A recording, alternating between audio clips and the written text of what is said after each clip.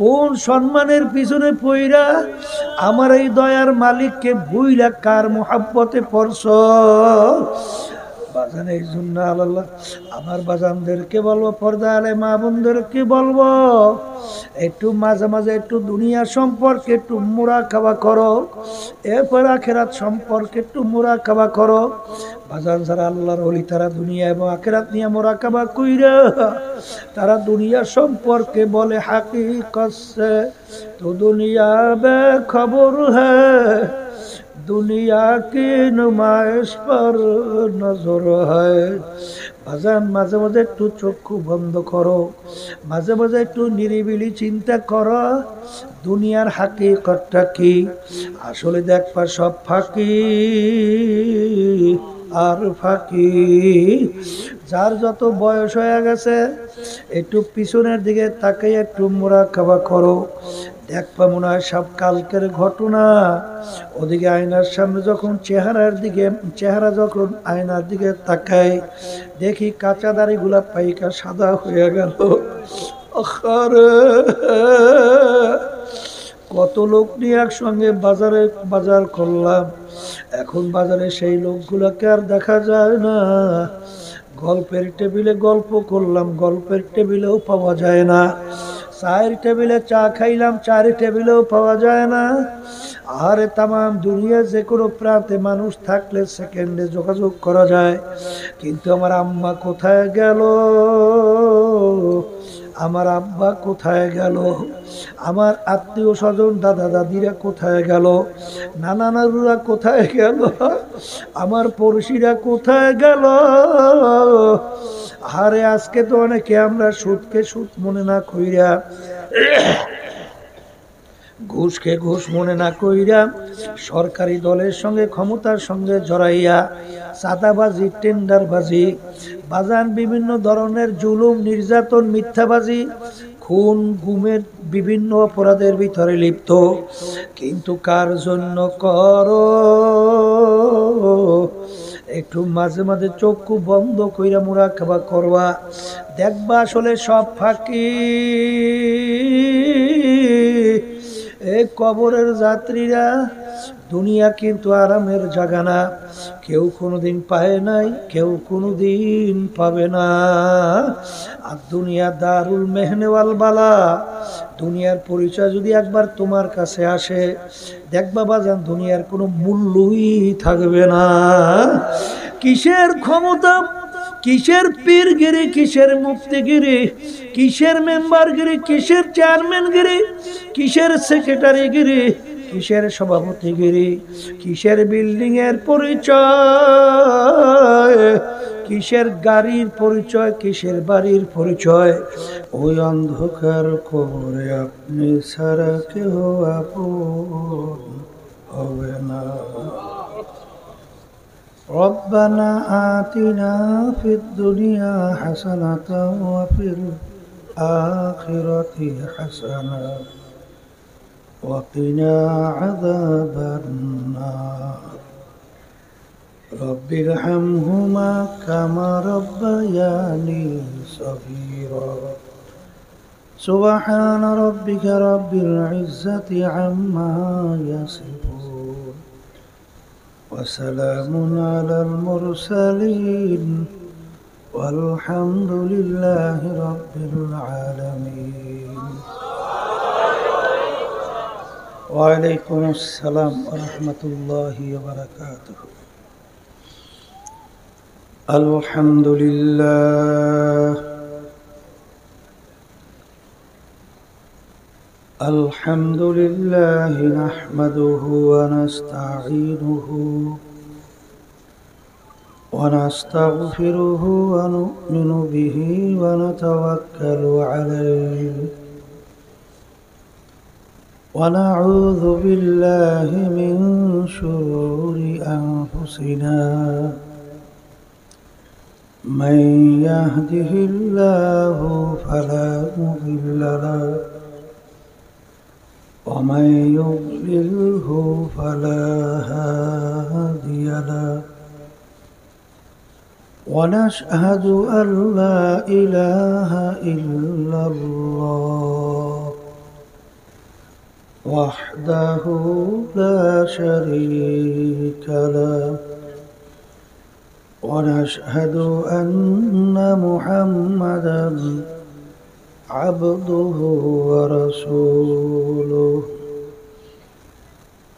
أما بعد فأعوذ بالله من الشيطان الرجيم بسم الله الرحمن الرحيم وما خلقت الجن والإنس إلا ليعبدون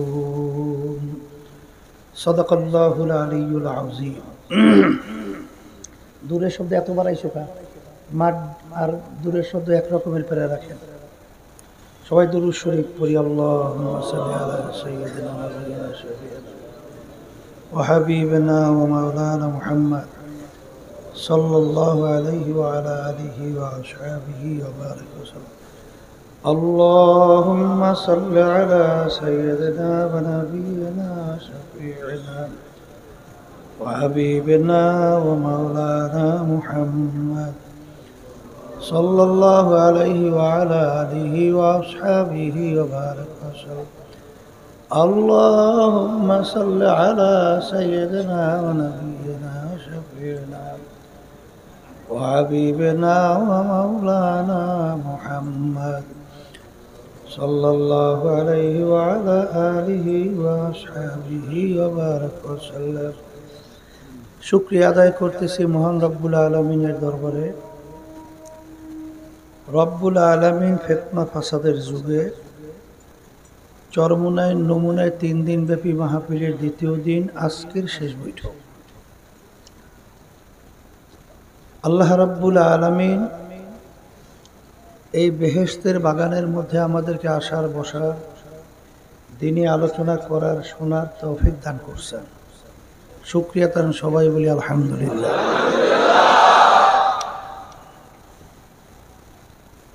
অনেক লোকের কানে মাহফিলের চরমুনার নমুনার 3 দিন ব্যাপী দাওয়াত পড়ছিল।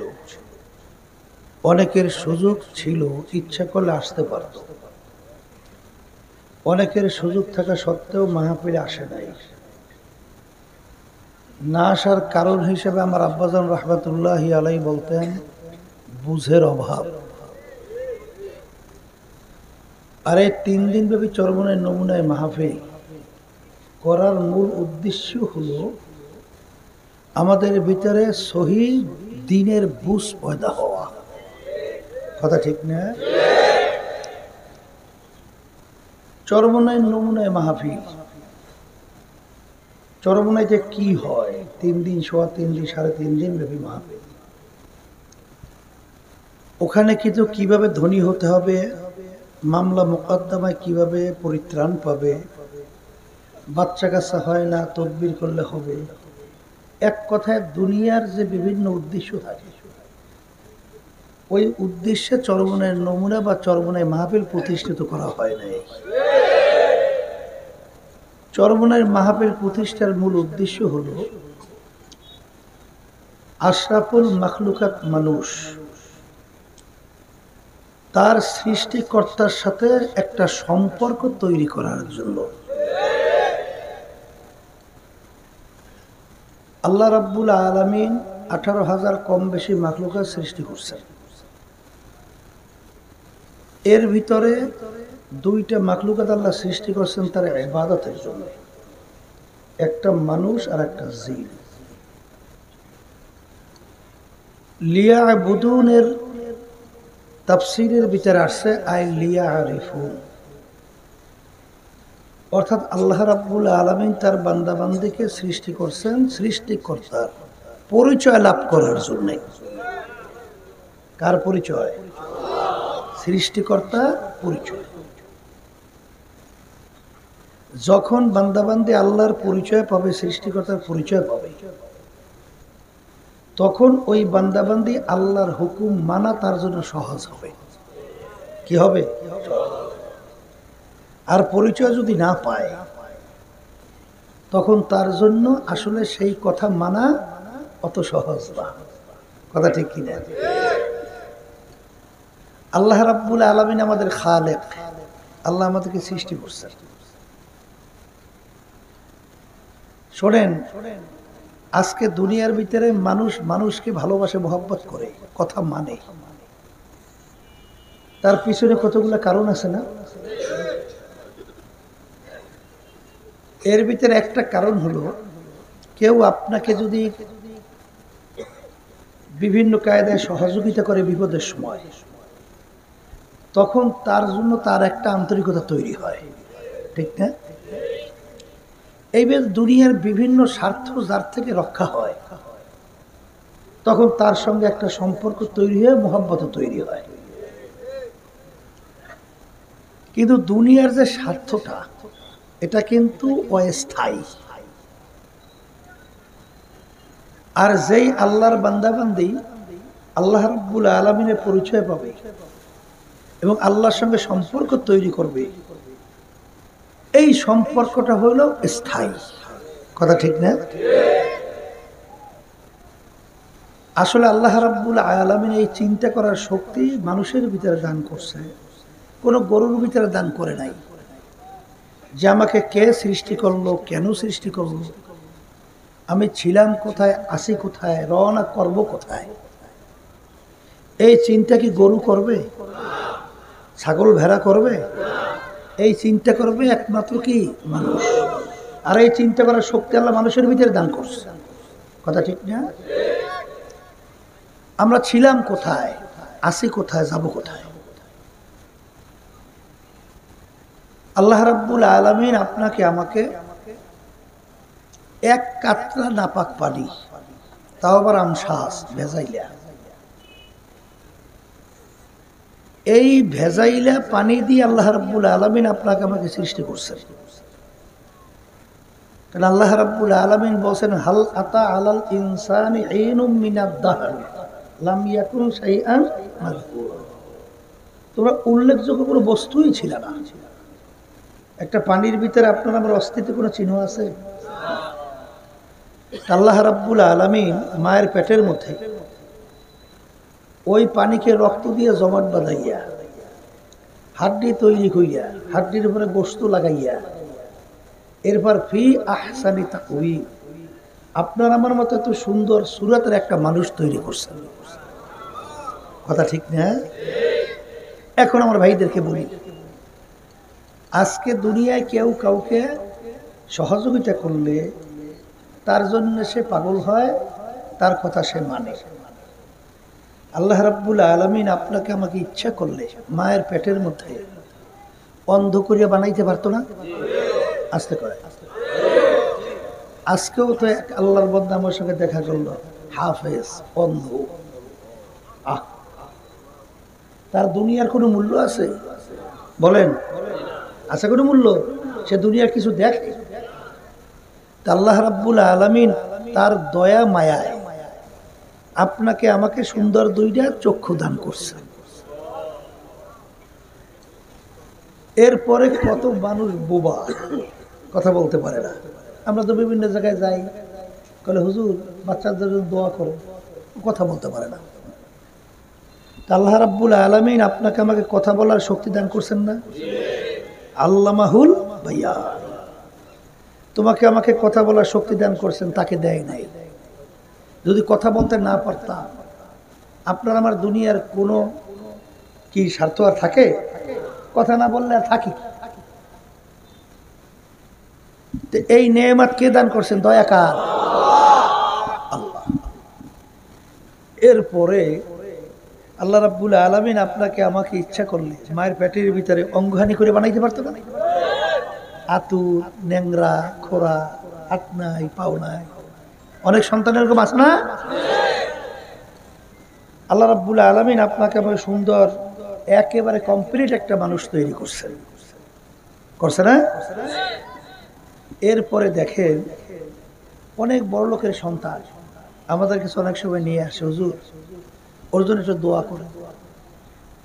হুজুর ও প্রতিবন্ধী, ভালো মন্দ কিছু বোঝে না, খালি ফেলফাল করে হাসতে থাকে, আবার ইচ্ছা করলে কাঁদবে। এই ব্রেন সুন্দর আপনারা আমার তৈরি করছেন কে?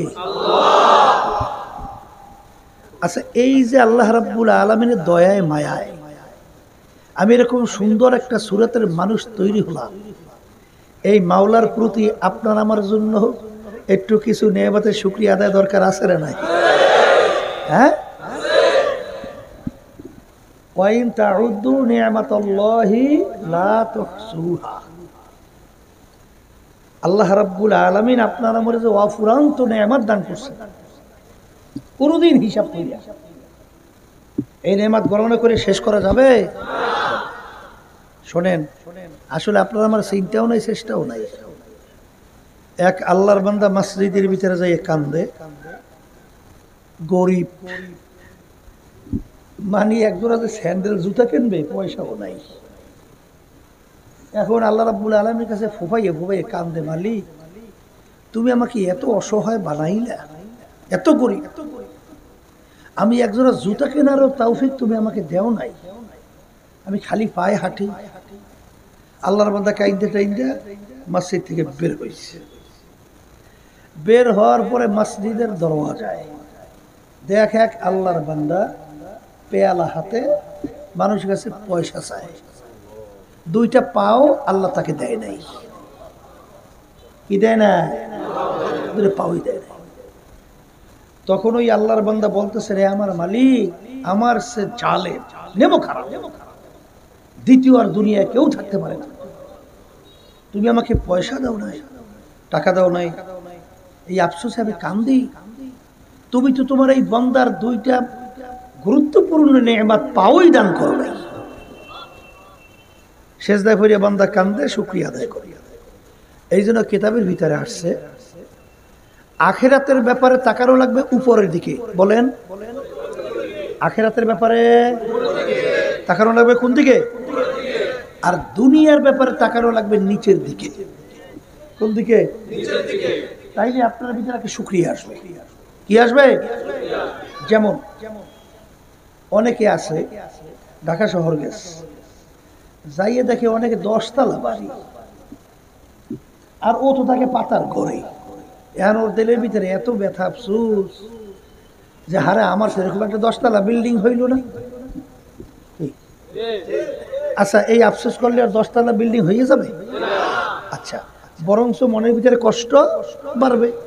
আচ্ছা, আবার তুমি যে এই 10 তলা বিল্ডিং দেখলা, ঢাকার ভিতরে যে আইল্যান্ড আছে না, আইল্যান্ডের ভিতরে অনেক মানুষ দেখছেন যে রাত্রে যাপন করে, ওর ঘরে নাই, বাড়ি নাই, এই দেখুন না কেউ নাই, এই রোদ্রের ভিতরে ঠান্ডার মধ্যে মনে হয় যে অসহায় অবস্থায় আইল্যান্ডের ভিতরে পড়ে আছে। তুমি তার দিকে তাকাইতে পারো নাই যে আমার মালিক, তুমি তো আমাকে অনেক ভালো রাখছো, তোমার এই বান্দা আইল্যান্ডের ভিতরে দিন রাত্রি কাটা, তুমি তো অন্তত আমার মাথা গোজার একটু জায়গা দেশ। নিজেরা বলে কথা ঠিক না বেটা? তখন দিলের ভিতরে শান্তি লাগবে না অশান্তি? তাহলে দুনিয়ার ব্যাপারে তাকানো লাগবে কোন দিকে? বলেন। আর আখিরাতের ব্যাপারে? আখিরাতের ব্যাপারে উপর কেমন? অনেক আল্লাহর বান্দারা আছে, এই 2 বেলা সকাল সন্ধ্যা আল্লাহর জিকির ছাড়ে না। কথা বললেন? 5 ওয়াক্ত নামাজ জামাত সহকারে পড়ে ছাড়ে না। আছে না নাই? কিন্তু আপনার সে দুর্বল আছে, আছে না নাই? আচ্ছা, অনেক যুবক তারা ঠিক মতো নামাজ পড়ে না, ঠিক মতো আল্লাহর হুকুম অনুযায়ী চলে না। যদি জিজ্ঞাসা করি, কিরে ভাই যুবক, তুই ঠিক মতো 5 ওয়াক্ত নামাজ পড়িস না কেন? করে হুজুর এখন তো অল্প বয়স, একটু বুড়ো হয়ে লই, তারপর ঠিকঠাক মতোই তওবা করবো, নামাজ টামাজ পড়বো। অনেক কিরকম একদিন আসে না? কিন্তু তোমার মতো অনেক যুবক আছে না যে 5 ওয়াক্ত নামাজ হুশ থাকতে ছাড়ে না। হ্যাঁ, তখন তুমি সেই যুবকের দিকে তাকাও যে ও যদি 5 ওয়াক্ত নামাজ ঠিক মতো জামাতে পড়তে পারে, আমি কেন পারবো না? এই জন্যই যে আমাদের তরিকা শোনে চরমনায় নমুনায় মাহফিল, এই চরমনায় নমুনার মাহফিলটা চরমনায় কি করে? এই চরমনায় তরিকার নাম কি? মানে চরমনায় তুমি না করলে নাম শোনেন নাই, সিস্তিয়া সাবিরিয়া তরিকা। এই তরিকার একটা উদ্দেশ্য লক্ষ্য আছে না? এই তরিকার মূল লক্ষ্য উদ্দেশ্য হলো হিম্মত বুলন্দ করা, খুলুসিয়াত ভিতরে পয়দা করা। বলেন কয়টা? বলেন হিম্মত বুলন্দ আর খুলুসিয়াত ভিতরে পয়দা। হিম্মত বুলন্দ কি? অমুক যুবক পারে, আমি কেন পারবো না, এই হিম্মত। কথা ঠিক? অনেক মহিলারা যে অমুক আল্লাহর বান্দি যদি ঠিক মতো 5 ওয়াক্ত নামাজ পড়তে পারে, ঠিক মতো পর্দা করতে পারে, আমি কেন পারবো না। কথা ঠিক? অমুক যুবক ও হুশ থাকতে একটা মিথ্যা কথা বলেন, আমি কেন পারবো না। সে 2 বেলা আল্লাহর জিকির ছাড়ে না, সাপ্তাহিক তালিম হালকা ছাড়ে না, মাসিক ইজতেমা ছাড়ে না, এই কথা বলেন না কেন, আমি কেন পারবো না। শোনেন, খুলনায় হাজমি ইসমাইল সাহেব রহমাতুল্লাহি আলাইহি, তার হালকার ভিতরে এক মুরব্বী এত বয়স্ক হয়ে গেছে, এখন সে এক হালকা থেকে অন্য হালকায় যাইতে একসঙ্গে হাইটে যাইতে পারে না, মাঝখানে একটু বইসা বিশ্রাম করিয়ে আবার যায়। কিন্তু তারপরেও তালিম হালকা ছাড়ে না। এখন হুজুর বলতেছেন, দাদাকে জিজ্ঞেস করতেছেন যে আপনি তো এখন মাজুর হয়ে গেছে, এত কষ্ট করে তো আপনার আসা দরকার নাই, আপনি এত কষ্ট করে আসেন কেন? তখন বলতেছেন যে হুজুর বলছেন যে এক হালকা থেকে আর এক হালকা মানে তালিম, এর ভিতরে যে কার হায়াত শেষ হইয়া চলে যায় আর সে যদি এর সাথে জড়াইয়া থাকে তালিম হালকার ভিতরে, শহীদি দরজা পাইয়া বিনা হিসেবে বেহেশতে যাবে। কারণ তালিম হালকার ভিতরে কি শিক্ষা দেয়? সেখানে শিক্ষা দেয় নামাজ কিভাবে পড়তে হবে, তোমার সহি কিরাত সহি হইল কিনা শিক্ষা দেয়, জরুরি মাসালা শিক্ষা দেয়। কথা ঠিক না ভাই? ঠিক। তাহলে সে তলবে এলেম, সে কি বলেন না, তলবে এলেম। আর তলবে এলেম থাকা অবস্থায় সে যদি দুনিয়া থেকে বিদায় হয়, শাহাদাতের দরজা পায়। দেখেন অবস্থাটা বুঝে, আল্লাহু আকবার। দেখেন ঠিকই ওই আল্লাহর বান্দা যখন নাকি ইন্তেকালের সময় হয়েছে, শুনছিলাম মুরব্বীদের কাছে যে হঠাৎ দেখেন এইরকম ভাবে টিনের উপর থেকে একটা আলো আসছে তার মুখের উপরে পড়ছে। ওই যে মুখের উপরে আলো পড়ছে, ইন্তেকালের পর পর্যন্ত একেবারে নূরের মতো চকচক চকচক করতে আছে। শহীদের দরজাই পাইছে আল্লাহ বলে। কথা ঠিক কি? তাইলে বোঝা গেল হিম্মত বুলন্দ খুলুসিয়াত ভিতরে। আর শোনেন আল্লাহর বান্দারা, আল্লাহ রাব্বুল আলামিন কোরআনুল কারীমে কি বলছেন? ফাআম্মা মান সাকুলাত মাওয়াজিনুহু ফাহুয়া ফি ঈশাতির রাদিয়াহ ওয়া আম্মা মান খাফফাত মাওয়াজিনুহু ফাউম্মুহু হাওিয়া ওয়া মা আদরাকা মা হিয়া নারুন হামিয়া।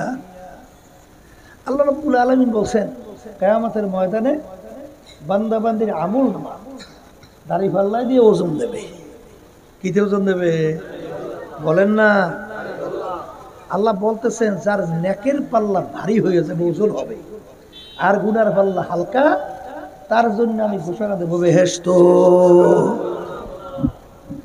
আর যার নেকের পাল্লা হালকা, গুনার পাল্লা ভারী, তার ব্যাপারে আমি ফেরেশতাদেরকে হুকুম করব ফাগুল্লুহু, ওদেরকে বাঁধো, মিন ওয়ারাইহিম জাহান্নাম, এরপর ওদেরকে নিয়ে জাহান্নামে পালাইয়ে দাও।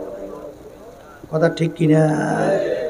এই জন্য আমার বাচ্চাদেরকে বলবো, এই সর্বনে নমুনা মাহফিল আল্লাহর বান্দারা এত কষ্ট করে এই আয়োজন করছে, আমি তো এই কে আল্লাহ কেমনে করছে, কত কষ্ট করে পাচ্ছে। আর এই সুযোগ পাইয়ে অনেকে আসেন না। শোনেন হাদিসের ভিতরে আছে কিয়ামতের ময়দানে আল্লাহর বান্দাকে মাফ করবে এরকম কোনো আমল নাই, পায় না, নাই। আল্লাহ বলবেন ফেরেশতাদেরকে, দেখো তো আমার বান্দা কখনই হক্কানি আলেমদের সঙ্গে এক দস্তরখানি মজলিসে বসছে কিনা। ফেরেশতারা তালাশ করে বলবে, মালিক জীবনে একবার পাওয়া গেছে তোমার খাস বান্দাদের সঙ্গে বসছিল, যা এই ওসিলে আমি ওকে মাফ কইরা দিলাম। আল্লাহর বান্দারা পর্দা নেই, যেই ধানের ভিতরে চাউল থাকে ওই জায়গায় বলে ধান, ওইটা কি? আর যেইটার ভিতরে চাউল থাকে ওটা কয় সিটা। কি কয়? আচ্ছা, সিটাগুলো সব একত্রিত করিয়া বস্তা ভরছে, বইটা বাজারে নিয়ে গেছে। সিটা কয় টাকা দামে বিক্রি হয়? আসতে কয় কোনো দাম আছে? হ্যাঁ, কিন্তু ধান যখন বস্তা ভরিয়ে নিয়ে যান ওর সঙ্গে দুই একটা সিটা যায় না? হ্যাঁ, তখন ওই ধান যখন মাইপে নিয়ে যায় সিটাগুলো কি ভালাই যায়? ওর সঙ্গেই যায়, একসঙ্গে যায় না? দাম, সিটার দামও ধানের দাম হয়ে গেছে। আসতে কয় টাকা? সিটার দামও কি হয়েছে? ধানের দাম হয়ে গেছে। তাইলে ধানের সঙ্গে মেশার কারণে ওর যদি ধানের মূল্য হয়, আজকে আল্লাহ ওয়ালাদের সঙ্গে, জাকিরিনদের সঙ্গে, আল্লাহর খাস বান্দাদের সঙ্গে যদি আপনি বসতে পারেন এক মজলিসে, কিয়ামতের ময়দান আল্লাহ রাব্বুল আলামিন তাদের দামের কারণে আপনাকে আমাকে দামি করতে পারে না? পারে না? মাইকটারে মোড়ামুড়ি করে এগুলো সরাদি হন, এগুলো বদাব বসাস করতে পারি। আমি আসতে বলবো, জোরে বলবো, এত ঘোরাঘুরি করো কেন? তাই যেই কথা বলতে চাইছিলাম, হিম্মত কি করা লাগবে? একটু আসতে কোন কি করা লাগবে? আর খুলুসিয়াত ভিতরে পয়দা করা। খুলুসিয়াত ভিতরে পয়দা কি বলে? আমি যাহা কিছু করব একমাত্র আল্লাহ রাব্বুল আলামিনকে রাজি খুশির উদ্দেশ্যে। কার রাজি খুশির উদ্দেশ্যে? এর নাম হলো খুলুসিয়াত। এর নাম কি? ওই শোনেন নাই ঘটনা, এটা সত্য মিথ্যা নেওয়া দরকার নেই, শিক্ষা গ্রহণ করার জন্য নাকি? পীর সাহেব হুজুরের কাছে মুরিদ হয়েছে দুই দোস্ত, প্রায় বয়স 40 বছর মুরিদের বয়স। কত? এক মুরিদের বাড়ি নদীর এপার, আর এক মুরিদের বাড়ি নদীর উপর। এপার যে মুরিদের বাড়ি দোস্ত, সে আসিল ওই পাও নাই, ন্যাংরা, বুঝলেন? এখন কাশফের মাধ্যমে সে দেখতে পাইতেছে তার উপরে যে বন্ধু 3 দিন পর্যন্ত আজকে অনাহার, খাদ্য পায় না। এখন সে যাইবে, যাইতেও তো পারে না, ন্যাংরা তো। এখন কাউকে পাঠাইবে লোকও নাই। তা বিবিকে বললো পর্দা সহকারে যাইয়া একটু খানা পৌঁছাই দিয়ে আস। স্বামী গো, নদী পার হবো কিভাবে? বলে নদীর পারে যাইয়ে বইল, মালিক তুমি ওই বন্দার ছেলে নদী পার করো, যে 40 বছর পর্যন্ত ওই স্ত্রীর সঙ্গে মিলে নাই। এখন এরকম মিথ্যা কথা কইয়া পারবে? ঠিক আছে, কিন্তু তার দিলে একই আমার স্বামী আল্লাহ বলি। নদীর পারে যাইয়ে বলছে নদীর পানি শক্ত, হাঁটতে চলে গেছে। পর্দা সহকারে খানা পার করিয়ে দিয়া বলে নদী পার হবো কেন আল্লাহর বান্দা? বলে আল্লাহর বান্দা নদীর পারে যাইয়ে বলবে যে ওই বন্দার উসিলায় তুমি আমাকে নদী পার করো, যেই বান্দা 40 বছর পর্যন্ত খানা খায় না। আরো আশ্চর্য, আগে খাই জীবিত তাড়াতাড়ি নেই, এখন তো খানা খাইল। আইসা ঠিকই আল্লাহর বান্দি নদীর পানি শক্ত, হাইটা চলে আসছে। এখন স্বামীকে বলে স্বামী গো, ভেদ তো কিছু বুঝলাম না, এক মিথ্যা কথা বললেন নদী পার, আবার মিথ্যা কথা কই নদী পার হইয়া আসলাম, ঘটনা কি? এই স্বামী ডাক দিয়া বলে আমার স্ত্রী, আমরা দুই দোস্ত একত্রে পীর সাহেব হুজুরের কাছে মুরিদ হয়েছিলাম। হুজুর তখন সবক দিছিল, যাহা কিছু করবে একমাত্র আল্লাহ রাব্বুল আলামিনকে রাজি খুশির উদ্দেশ্যেই করবে। তোমার সঙ্গে আমি মেলামেশা করি, আমার নফসের গরজে না, আল্লাহর হুকুম পালন করি। আমার মালিক বলছেন ওয়াবাশিরুহুন্না, এই আল্লাহর হুকুম পালন করছে। আর আমার দোস্ত যে খানা খাইছে, নিজের নফসের গরজে পেটের ক্ষুধায় খানা খায় নাই। আমার মালিক বলছেন কুলু ওয়াশরাবু, বান্দাবান্দি খাও পান করো। কুলু ওয়াশরাবু, কুলু ওয়াশরাবু, বান্দাবান্দি খাও পান করো। আল্লাহর হুকুম পালন করার জন্যই খাইছে। কি এখন একটু কথা বলেন তো, আচ্ছা দুনিয়াদাররা খায় না? আসলে কয় হ্যাঁ, দুনিয়াতে স্বামী স্ত্রী নাই, আছে, কিন্তু তারটা হইল ইবাদত, আর একজনেরটা হইল দুনিয়া। বলে কথা ঠিক কিনা? কির কারণে? ইখলাসের কারণে। কির কারণে? কির কারণে? এই জন্য আমার বাজানদেরকে বলবো, এই তরিকার মূল উদ্দেশ্য কয়টা বলেন? হিম্মত বুলন্দ, আবার বলেন মুখ দিয়ে বলেন, ভিতরে ঢুকুক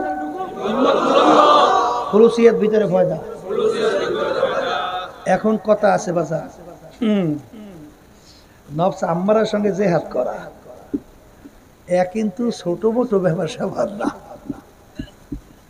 বলে হুজুর তা কেমন? আল্লাহ রাসূল সাল্লাল্লাহু আলাইহি ওয়াসাল্লাম বলছেন, রাজানা মিন জিহাদিল আসগরি ইলা জিহাদিল আকবার। এ আমার সাহাবারা ছোট যুদ্ধের থেকে বড় যুদ্ধের দিকে রওনা করলাম। কেটা কইছে? কাকে বলে? বলেন সাহাবায়ে কেরামদেরকে। ছোট যুদ্ধের থেকে বড় যুদ্ধ। এই সাহাবায়ে কেরাম বলেন, আল্লাহর রাসূল সাল্লাল্লাহু আলাইহি ওয়াসাল্লাম এখন মাত্র যুদ্ধ করলাম, এরপরে আবার এর চেয়ে বড় যুদ্ধ কোনটা? কথা বুঝেন নাই? আল্লাহ রাসূল সাল্লাল্লাহু আলাইহি ওয়াসাল্লাম বলেন, নফস আম্মারার সঙ্গে জিহাদ করে এর চেয়ে বড় যুদ্ধ। সবাই বলেন সুবহানাল্লাহ। তাহলে নফসের সঙ্গে জিহাদ করা কি বলেন বড় যুদ্ধ? বলে হুজুর তা কেমনে? আপনি ইসলামের পক্ষে যুদ্ধ করতেছেন, কাফের বা ইসলামের বিরুদ্ধাচারণকারীর সঙ্গে সামনাসামনি আপনি দেখেন, তারাও আপনাকে দেখে, দেখে আক্রমণ করেন, আবার আক্রমণ থেকে বাঁচেন। কথা ঠিক না? ঠিক। আচ্ছা, যদি আপনি ইসলামের পক্ষে যুদ্ধ করতে যাইয়া দুনিয়া থেকে বিদায় হন, শাহাদাতের দরজা পাইয়া বিনা হিসাবে বেহেশত, লাভ হয়েছে না ক্ষতি হয়েছে? কথা কয় না? পাইলেন। এরপরে যুদ্ধ এখন চলতেছে, একেবারে কিয়ামত পর্যন্ত চলবে না, একটা সময় শেষ হইবে। তাহলে শুরু হয়েছে, শেষ হইবে, ঠিক কিনা? আচ্ছা, আরেকটা, এ আল্লাহর বান্দারা, নফস আম্মারার সঙ্গে জিহাদ করা যে কঠিন, কারণ নফস আম্মারাকে দেখা যায় গোপন শত্রু। তাই গোপন শত্রুর সঙ্গে যুদ্ধ করা কঠিন না সহজ? এই দিক থেকে কঠিন। আর একটা নফসে আম্মারের সঙ্গে জিহাদ করছেন, শেষ না রুহুটা বাইরে রাখ পর্যন্ত? কথা হয় না, একেবারে মৌত পর্যন্ত না? তাহলে এক তো গোপন শত্রু, অন্যদিকে আবার মৌত পর্যন্ত। অন্যদিকে নফস আম্মারার জিহাদে যদি আপনি ঠগেন, তাহলে আপনি জাহান্নামী। আপনি কি জাহান্নামী? তাহলে বড় যুদ্ধ না? এই জন্য কিতাবের ভিতরে আসছে, মান আরাফা নাফসাহু ফাকাদ আরাফা রাব্বাহ। যে নিজের নফসের পরিচয় লাভ করতে পারবে, সে আল্লাহর পরিচয় লাভ করতে পারবে। সবাই জোরে বলেন সুবহান। বলে হুজুর তা কেমনে? শোনেন, নফস তিন প্রকার। বলেন কয় প্রকার? মুখ খুলে বলেন কয় প্রকার? এক নম্বর নফসে বলেন নফসে আম্মারা। দ্বিতীয় নম্বরে নফসের নাম হলো নফসে লাওয়ামা। তৃতীয় নম্বর নফসের নাম হলো নফসে মুতমাইন্না। বলেন নফসে আম্মারা কাকে বলে? এখনই বুঝবেন, পরীক্ষা করে দেখেন। গুনাহ করতে ভালো লাগে, নেকের কাজ ভালো লাগে না, এরকম লোক নাই বুঝি?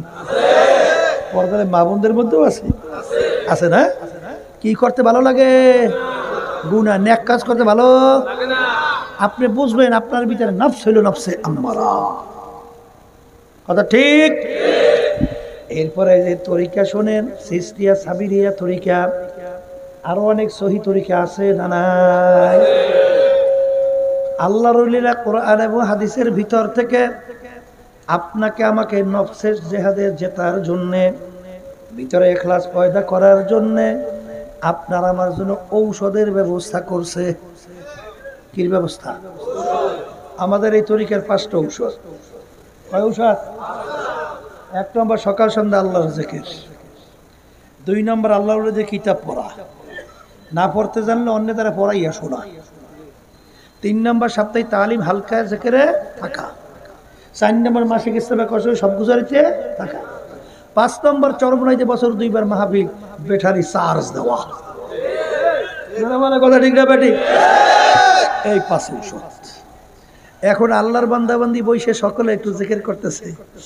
এই লা বলার সময় মাথা ডাইন দিকে ঘুরে লা ইলাহা ইল্লাল্লাহ, লা ইলাহা ইল্লাল্লাহ, লা ইলাহা ইল্লাল্লাহ, লা মাকসুদা ইল্লাল্লাহ, লা মাহবুবা ইল্লাল্লাহ, লা মাতলুবা ইল্লাল্লাহ, লা মাশুকা ইল্লাল্লাহ, লা ইলাহা ইল্লাল্লাহু মুহাম্মাদুর রাসূলুল্লাহ সাল্লাল্লাহু আলাইহি ওয়াসাল্লাম।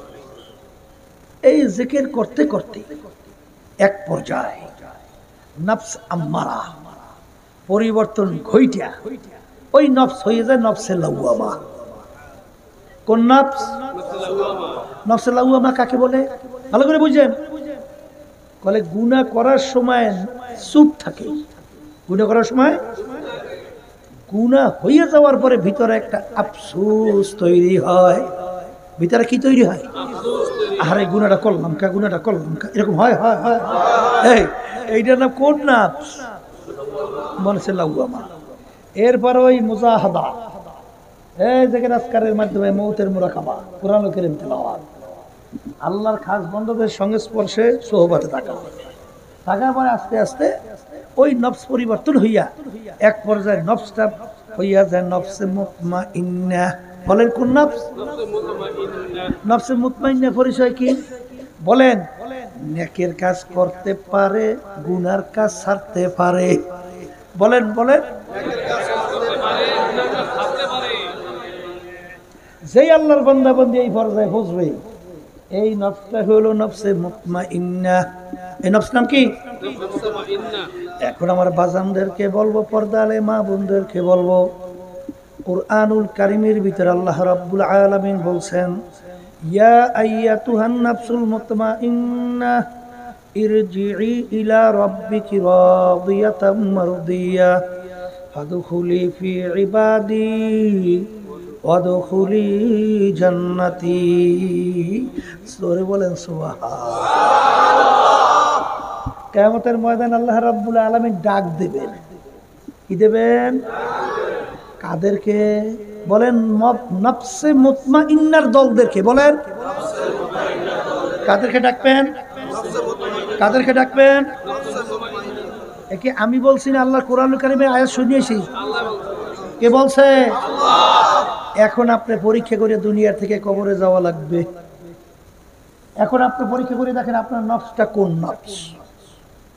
আপনার নফসটা কি নফসে আম্মারা, না নফসে লাওয়ামা, না নফসে মুতমাইন্না? এ কবরের যাত্রীরা, যদি তোমার নফসকে নফসে মুতমাইন্নায় পৌঁছাইতে না পারো, কিয়ামতের ময়দানে আমার মালিক যখন ডাকবেন, ইয়া আইয়াতুহান নাফসুল মুতমাইন্না ইরজিই ইলা রাব্বিকি রাদিয়াতাম মারদিয়া ফাদখুলি ফি ইবাদি ওয়াদখুলি জান্নাতি। যদি আপনার নফসে মুতমাইন্না না পৌঁছে, তখন আমার মালিকের ডাকে সারা কি দেওয়া যাবে? জোরে কও, যাবে যাবে যাবে যাবে। আর যদি মালিকের ডাকে সারা না দেওয়া যায়, বেহেশতে যাইবেন কেমনে? কথা কয় না। যাওয়া যাবে? যাওয়া যাবে? তাহলে নফসকে নফসে মুতমাইন্না পৌঁছানোর চেষ্টা আসতে কয় করা লাগবে, লাগবে লাগবে। এই জন্য আল্লাহ রাব্বুল দোয়া করতে হয়। মিয়া তাআত তৌফিক তাআত হামজাতু, তাআত তৌফিক তাআত হামজাতু, ইয়া মানাত ওয়া ইজাবাত হামজাতু। হে আমার মালিক, শয়তান এবং নফস আম্মারার জিনজিরে আমি আবদ্ধ। মালিক আমি তো কোনো ক্রমে সত্যিই পারছি না রে মালিক, তুমি দয়া মায়া করে তোমার রহমতের নজরের মাধ্যমে, তোমার দয়ার মাধ্যমে তুমি আমাকে শয়তান এবং নাফস আম্মারার জিনজির ওই শিকল থেকে, বাধা থেকে তুমি আমাকে পরিত্রাণ দাও। কথা কয় না? তুমি আমাকে তৌফিক দান করো। আল্লাহ যদি তৌফিক না দেয়, বান্দাবান্দির কোনো ক্ষমতা আছে যে আল্লাহ পর্যন্ত বান্দাবান্দি পৌঁছবে? কোনদিন সম্ভব? ইমাম গাজ্জালী রহমাতুল্লাহি আলাইহি লেখছেন, বান্দাবান্দির ভিতরে আল্লাহর ভিতরে ৭০,০০০-এর মতো নূরের পর্দা। বুঝছেন? একটা নূরের পর্দা পার হইতে বলে ৫০০ বছরের সময় লাগবে। কয়টা পর্দা পার হয়? হায়াত পান কয় বছর?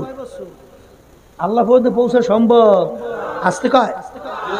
কিন্তু যেই বান্দাবান্দির প্রতি আমার মালিকের রহমতের নজর এসে যায়, কি এসে যায়? বলে রহমতের নজর। ওই বান্দাবান্দি মুহূর্তের ভিতরে আল্লাহর সঙ্গে ৭০,০০০ নূরের পর্দা ভেদ করিয়া আল্লাহর সঙ্গে দেখা হয়। কথা ঠিক কিনা? এরকম ঘটনা আছে না? মুসা আলাইহিস সালামের ঘটনা শোনে নাই? ফেরাউন ৭০,০০০ জাদুঘর মুসা আলাইহিস সালামের বিরুদ্ধে ভিট করছে না? হ্যাঁ, ওই ফেরাউনের গুরু জাদুঘর, ওরা কি করে? পাট পাকাই পাকাই ছাইড়িয়ে দেয়। বিরাট বাঘ হয়, বিরাট সিংহ হয়, বড় বড় সাপ, গর্জনে মাঠ মস। মুসা আলাইহিস সালাম একা দাঁড়াই রয়েছে। আল্লাহ রাব্বুল আলামিন ডাক দিল, এ মুসা, তোমার হাতে ওইটা কি? বলে মালিক লাঠি। এ লাঠি জমিনে ছাড়ো। লাঠি ছাড়ার সঙ্গে সঙ্গে লাঠি পাক দিয়ে বিরাট সাপ, এমন বড় সাপ, এক গ্রাসে জাদুঘরের সমস্ত জাদু এক ঢোকে গিলে গেছে। ওই সময় আল্লাহ রাব্বুল আলামিন ওই জাদুঘরের সামনে দিয়া আল্লাহ নূরের পর্দা উঠাইয়া মাওলার পরিচয় দান করছে। মুহূর্তের ভিতরে ইমানে কামেল, মুহূর্তের ভিতরে ইমানে কামেল। এখন তো ফেরাউন কইতেছে, ওরে সর্বনাশ, তোরা মুসা এবং মুসার খোদার উপর ইমান আনছো, এখনো সাপ, নাহলে হাত কাটবো, পাও কাটবো। তারপর যেরকম ইচ্ছা সেরকম এই তৈল টকবক করিয়া জ্বালাইয়া এইবার পুড়িয়া এইবার ভাজা করবো, মারবো। ইমান ছাড়ছে? আর একটু আসতে কর, ছাড়ছে? এটা কার দয়া? এটা আল্লাহর দয়া ছাড়া কোনোদিন হয় না। কিন্তু আমার বাজানদেরকে বলবো, পর্দা আলে মা বোনদেরকে বলবো, মালিকের দয়া কোন গোলামের প্রতি আসে? যদি মালিক বলে গোলাম ডানে যাও, গোলাম যদি যায় বামে, যদি বলে বামে যাও, যদি যায় ডানে, বলে সামনে যায় পিছনে, বলে পিছনে যায় সামনে, এই গোলামের প্রতি মালিক বড় খুশি।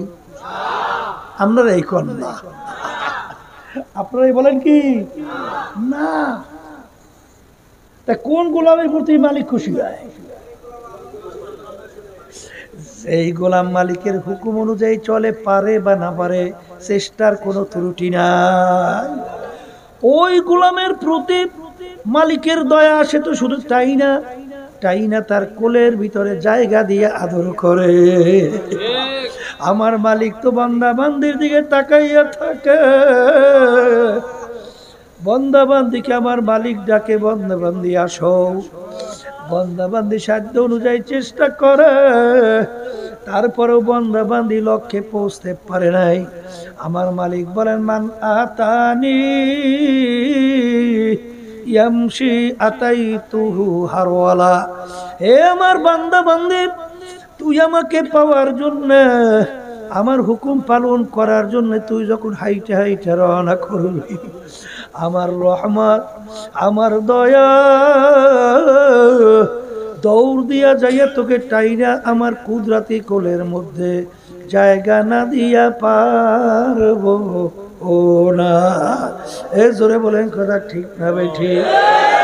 বাজান, সন্তান মায়ের দুধ পান করে, সন্তানের কোনো শক্তি নাই, মাকে টাইনা জোর করিয়া দুধ খাবে, কিন্তু সন্তানকে ফালাইয়া মা তো অন্য অন্য কাজ করে।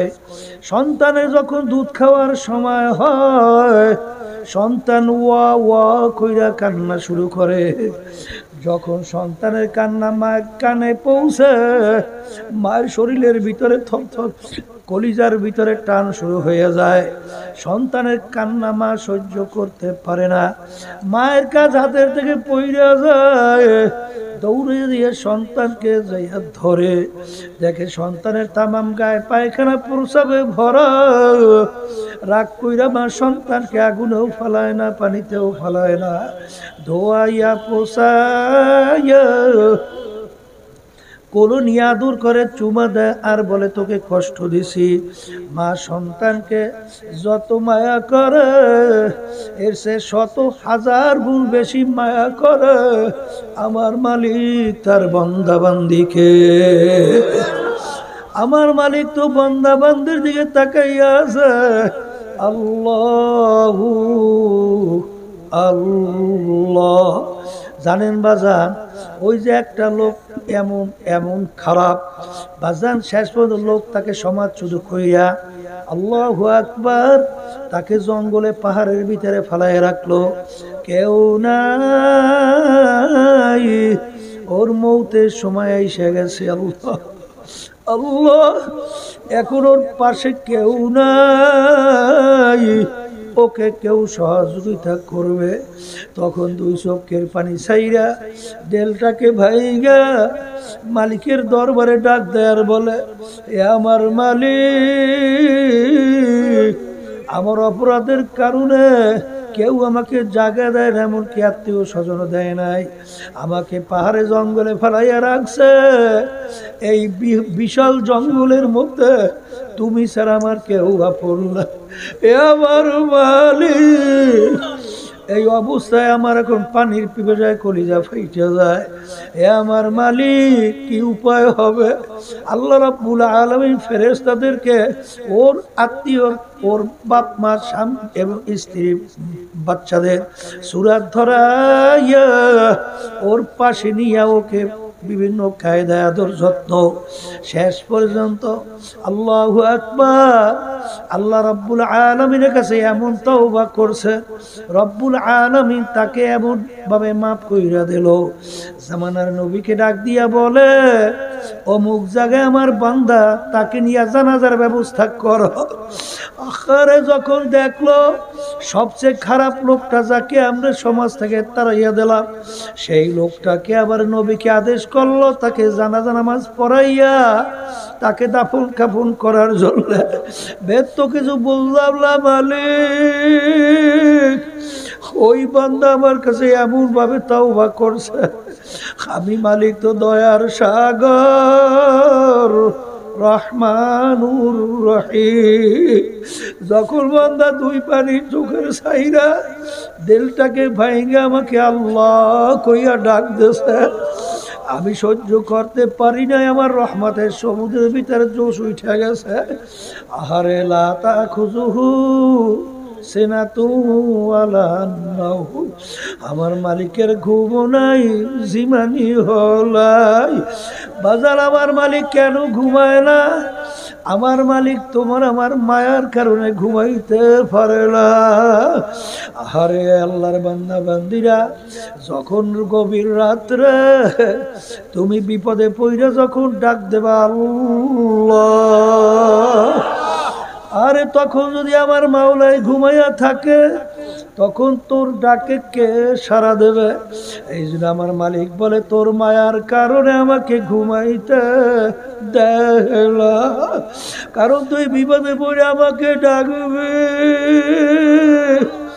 আমি সঙ্গে সঙ্গে তোর ডাকের সাড়া দেব। এই জন্য তোর মায়া আমাকে ঘুমাইতে দেয় না। কার প্রেমে পইরা, কার মায়ায় পইরা, কোন দলের পিছনে পইরা, কোন সম্পদের পিছনে পইরা, কোন গাড়ি বাড়ির পিছনে পইরা, কোন ক্ষমতার পিছনে পইরা,